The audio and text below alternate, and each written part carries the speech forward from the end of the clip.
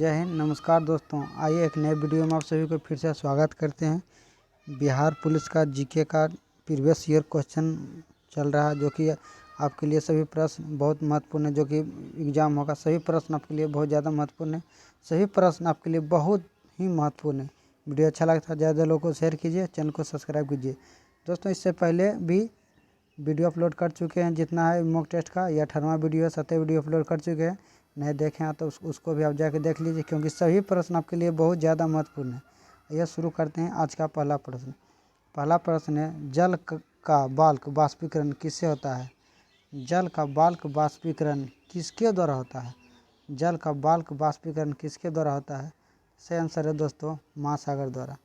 जल का बल्क वाष्पीकरण किसके द्वारा होता है? महासागर द्वारा। महासागर द्वारा सबसे अधिक दोस्तों जल का बल्क वाष्पीकरण होता है। ठीक है, आपको याद रखना है। अगला प्रश्न है, भारतीय रेल व्यवस्था का एशिया में कौन सा स्थान है? भारतीय रेल व्यवस्था का एशिया में कौन सा स्थान है? एशिया में प्रथम। भारतीय रेल जो है दोस्तों एशिया में प्रथम स्थान है। एशिया में सबसे लंबा रेलवे लाइन किस देश में है? तो भारत में, आपको याद रखना है। भारतीय रेल व्यवस्था का विश्व में कौन सा स्थान है? भारतीय रेल व्यवस्था विश्व में दूसरा है और एशिया में प्रथम है। ठीक है, आपको याद रखना है। अगला प्रश्न है दोस्तों कि भारत में प्रथम रेल मुंबई से थाने के बीच कब चला गया था? भारत में प्रथम रेलवे लाइन मुंबई और थाने के बीच कब शुरू हुआ था दोस्तों? सही आंसर है 16 अप्रैल 1853। 16 अप्रैल 1853 में भारत में प्रथम रेल लाइन मुंबई और थाने के बीच चला गया था। ठीक है, 16 अप्रैल 1853 में। अगला प्रश्न है, निम्नलिखित में कौन सा संयुक्त राष्ट्र की आधिकारिक भाषा नहीं है? संयुक्त राष्ट्र का आधिकारिक भाषा नहीं है दोस्तों। कौन सा आधिकारिक भाषा नहीं है? ठीक है, संयुक्त राष्ट्र संघ का 6 आधिकारिक भाषा है। संयुक्त राष्ट्र संघ पूछेगा कितना आधिकारिक भाषा है? 6 आधिकारिक भाषा। इसमें अरबी है दोस्तों, अरबी, चीनी, अरबी हो गया, चीनी हो गया, फ्रांसी, स्पेनिश और रूसी, फ्रांसीसी। ठीक है, आपको याद रखना है। तो इनमें से कौन सा संयुक्त राष्ट्र संघ का आधिकारिक भाषा नहीं है? तो जर्मनी। जर्मनी आधिकारिक भाषा नहीं है दोस्तों। फ्रेंच है, स्पेनिश है दोस्तों, अंग्रेजी भी है, उसके बाद चीनी है, अरबी हो जाएगा, रूसी और स्पेनिश सभी है। ठीक है, जापानी नहीं है। संयुक्त राष्ट्र संघ का 6 आधिकारिक भाषा है। ठीक है, संयुक्त राष्ट्र संघ का आधिकारिक भाषा उस देशों को प्राप्त है जो स्थायी सदस्य है। ठीक है, उसी का भाषा शामिल किया गया, इसीलिए संयुक्त राष्ट्र संघ का आधिकारिक भाषा 6 है और जापान इसमें नहीं है शामिल। ठीक है, अगला प्रश्न है, के.एम. रणधीर सिंह किस खेल से संबंधित है? के.एम. रणधीर सिंह किस खेल से संबंधित है? सही आंसर है निशानेबाजी। के.एम. रणधीर सिंह का संबंध किस खेल से है? निशानेबाजी से। अगला प्रश्न देखते हैं, गुरु ग्रंथ साहिब की रचना किसने की थी? गुरु ग्रंथ साहिब की रचना किसने किया था? सही आंसर है अर्जुन देव। गुरु अर्जुन देव ने गुरु ग्रंथ साहिब की रचना किया था। गुरु अर्जुन देव ने गुरु ग्रंथ साहिब का रचना किया था। आपको बताना है गुरु ग्रंथ साहिब की धर्म से सिख धर्म से। सिख धर्म में टोटल 10 गुरु थे दोस्तों। प्रथम गुरु नानक देव और अंतिम गुरु गुरु गोविंद सिंह। आपको याद रखना है। अगला प्रश्न है, अंतर्राष्ट्रीय न्यायालय हेग में स्थित है, यह किस देश में है? अंतर्राष्ट्रीय न्यायालय हेग में है, हेग किस देश में है? संयुक्त नीदरलैंड। अंतर्राष्ट्रीय न्यायालय का मुख्यालय हेग में है दोस्तों। ठीक है, और हेग पड़ता है नीदरलैंड देश में।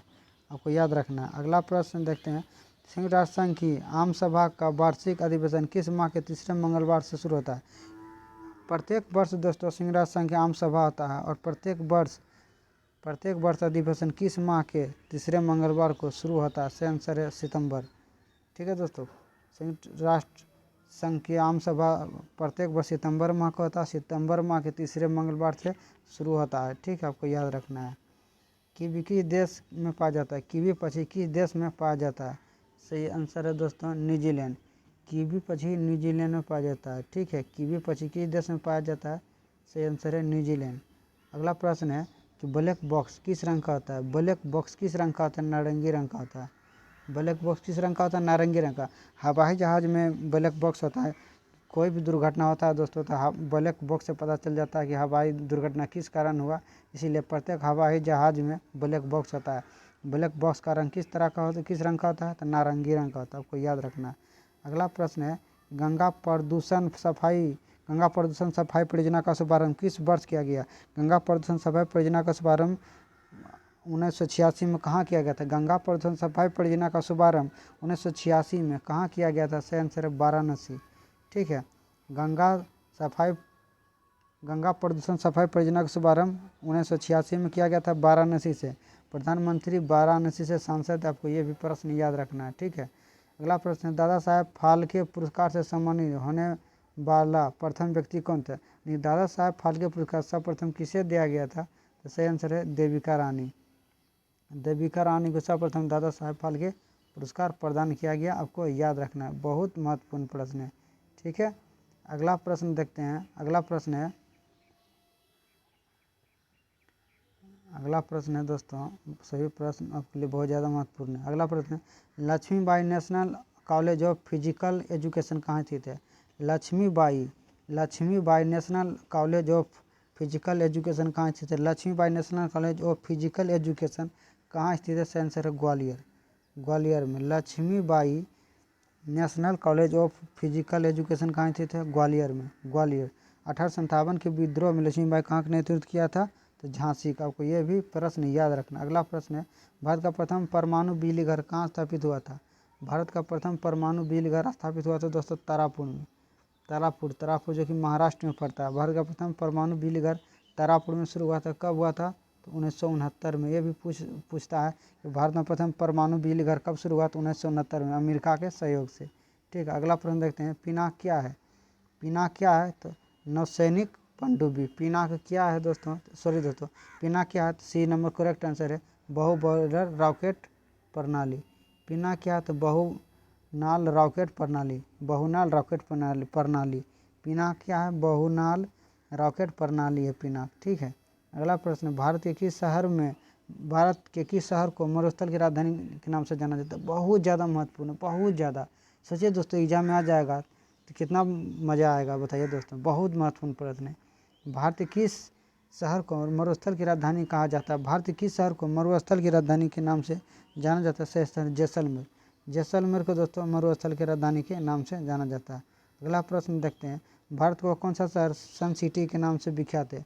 भारत का कौन सा शहर सन सिटी के नाम से विख्यात है? सही आंसर है जोधपुर। ये नंबर करेक्ट आंसर है। भारत का सन सिटी के नाम से किसे जाना जाता है? जोधपुर का। अगला प्रश्न है, काराकोरम राजमार्ग किन दो देशों को जोड़ता है? काराकोरम राजमार्ग किन दो देशों को जोड़ता है? काराकोरम भारत और चीन के बीच, सॉरी दोस्तों, पाकिस्तान और चीन के बीच। काराकोरम पाकिस्तान और चीन के बीच जोड़ता है। काराकोरम जो है पाकिस्तान और चीन को जोड़ता है। अगला प्रश्न है, कि देश के राष्ट्रीय ध्वज पर उसका मानचित्र अंकित है? वह कौन सा देश है जिसके उसके ध्वज पर उसका मानचित्र अंकित है? सही आंसर है साइप्रस। साइप्रस एक ऐसा देश है दोस्तों जो कि उसके राष्ट्रीय ध्वज पर उस देश का चित्र अंकित है। सही आंसर है साइप्रस। साइप्रस की राजधानी कहाँ है? निकोसिया। अगला प्रश्न है, निम्न में से किस खेल के मैदान का आकार सबसे बड़ा होता है? और कौन सा खेल है निम्न प्रश्न में दोस्तों उस खेल का मैदान सबसे बड़ा होता है? सही आंसर है पोलो। पोलो खेल का मैदान सबसे बड़ा होता है दोस्तों। पोलो जो खेल है उस खेल का मैदान सबसे बड़ा होता है। सही आंसर है पोलो। किस राज्य सरकार का सचिवालय भवन राइट्स बिल्डिंग के नाम से जाना जाता है? किस राज्य का सचिवालय भवन को राइट्स बिल्डिंग, बहुत महत्वपूर्ण प्रश्न है, किस राज्य का सचिवालय भवन को राइट्स बिल्डिंग के नाम से जाना जाता है? सही आंसर है दोस्तों Paschim Bangal. D number correct answer है। राइट्स बिल्डिंग किस राज्य के सचिवालय भवन को जाना जाता है? सही आंसर है पश्चिम बंगाल। अगला प्रश्न है, निम्न में से कौन दमन और दीव को अलग करता है? दमन और दीव को कौन अलग करता है? सही आंसर है खंभात की खाड़ी। गुजरात में पड़ता है दमन दीव दोस्तों, ठीक है। यह भारत का मानचित्र हो गया दोस्तों। यहाँ पड़ता है दमन द्वीप, यहाँ एक खंभात की खाड़ी पड़ता है, ठीक है। चलिए, दमन और दीव को कौन अलग करता है? सही आंसर है खंभात के खाड़ी। अगला प्रश्न देखते हैं, भारत के किस राज्य को मसालों का बगान कहा जाता है? भारत के किस राज्य को मसालों का बगान कहा जाता है? सही आंसर है केरल। भारत के केरल राज्य को मसालों का बगान के नाम से जाना जाता है। सही आंसर क्या है? केरल। आपको याद रखना है। अगला प्रश्न है, भारत के किस एकमात्र राज्य की राजभाषा अंग्रेजी है? भारत के किस एकमात्र राज्य की राजभाषा अंग्रेजी? सही आंसर है नागालैंड। नागालैंड की राज्य की राजभाषा अंग्रेजी है दोस्तों, जो कि पूर्वोत्तर भारत का एक राज्य है नागालैंड, ठीक है। आपको याद रखना है।